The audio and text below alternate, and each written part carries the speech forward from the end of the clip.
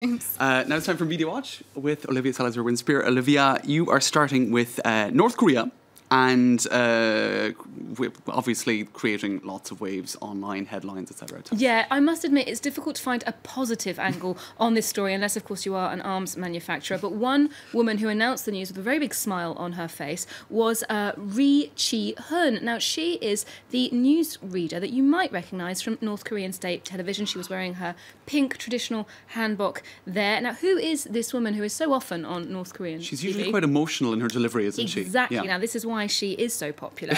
She's been reading the news on North Korea's state television since 1971, and at 73 years old, she did actually go into retirement in 2012, but she comes back for a few exceptional announcements, and this was one of them. She also announced the intercontinental ballistic missile in July, and as you pointed out, so it's usually sort of missile launches it's that she's massive news announcing. When she comes out of she sort of don't get out of bed for less than $10,000, one would imagine. She does have a very emotional delivery. She was in fact openly weeping when she announced the death of Kim Il-sung in 1994, and on the verge of tears when she announced the death of his son Kim Jong-il in 2011. Now, as for the current leader of North Korea, he is alive and well as far as I know, and today, of course, the internet has been full of editorials musing on just what his strategy is, what North Korea wants. And I found this article pretty interesting in that it points out something that's quite obvious but is worth repeating today, is that this is not a man seeking a mandate nor re-election because Kim Jong-un believes he'll be ruling for the rest of his life. So his main job is to consolidate support among the Korean people and make people believe in him in his own country. So it's not an international strategy. The same website had a lighter article saying the timing of these nuclear tests is meant to cause us maximum irritation, especially for US journalists on the in the US, because it's a bank holiday today. Of course, it's the Labor Day weekend, so people will have been rushing back into the office on Sunday, as they were on the July 4th holiday as well, which is annoying for us in the media. And then if we go to the French press, they're covering it more with pictures than words. Here's Kim Jong-un atop that H for the Hwaseng missile, of course, the one that's been causing us so much concern, saying, oh, so you're still looking down on me now from his height. I think his hair just has the edge over Donald Trump. And if we do go back to that missile, of course, that's got everyone so worried. Le Monde has finally some serious and very useful coverage of the development of the North Korean missile capacity in terms of how it's developed over the years, how far it can go in kilometres, because it's all very abstract when we hear about it on the news. But when you click on this one, the most recent one in July, which is the Hwasong 14, that can go 10,000 kilometres. And if I apply that to the globe down here, that does actually include Paris, London, the western seaboard of the US, so it suddenly becomes a little more real. It's like red lines are at least being approached, if not crossed. Now, next, Olivia, to the crisis amongst Burma's Rohingya population. It's sparking some strong reactions internationally.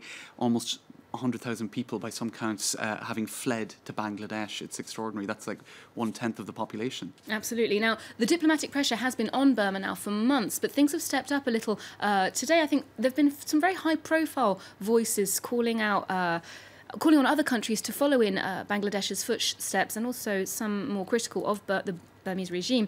Malala Yousafzai, of course, Nobel Prize laureate, actually published a statement on her Twitter feed urging other people to follow in Bangladesh's example, but also saying, I've repeatedly condemned this tragic and shameful treatment. I'm still waiting for my fellow Nobel laureate Aung San Suu Kyi in Burma to do the same. The world's waiting, and the Rohingyas are waiting too. Now, as I said, a lot of the criticism is centred on the failure of other countries to come to the aid of these people. The Guardian view is calling it a slaughter. That's an editorial that just does not mince its words, a crime against humanity. Another cartoon this morning that was being thrown about is basically saying that Burma is not getting any help from any of its neighbours, which is perhaps part of the regional responsibility that should be fulfilled a bit more. And that's something that's very, very strongly evoked by Fatima Bhutto, the writer and niece of Benazir Bhutto, who says, why won't Pakistan, the only country on earth specifically created as a refuge for Muslims, open its door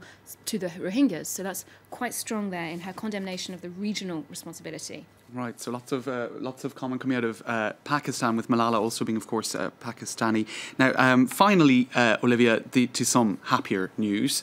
We are hearing out of Britain that there is another little royal baby on the way, all things going well, of course, because it's early days yet. Yes, well, we keep saying royal baby, royal couple, royal this. The local press in Wales have taken perhaps a bit more down-to-earth approach, saying former Anglesey helicopter pilot expecting their child. Because Prince William did work for the Anglesey helicopter service, so they're reporting it with their local angle, of course. But what we do know is that whether it's a boy or a girl, the betting is already happening as to what the name will be. I think I've heard what one Diana, right? People are speculating on it, but it's unlikely. I'm happy to know that the odds are on James too. What? The odds are on James. They're sadly not on Olivia. Alice, Elizabeth, Margaret, lots of traditional names. But one person has a specific preference for a very particular name, and that's a certain Fred Rogers from the UK. He's launched a petition to call the baby Brexit, saying that would, I quote, celebrate the UK's glorious exit from the European Union. If you agree, James, feel free to sign that petition on Change.org. Right, okay. It's a novel form of, I suppose, what would you say, petitioning, etc. Thank you for that, Olivia, and we'll be back after a very short break.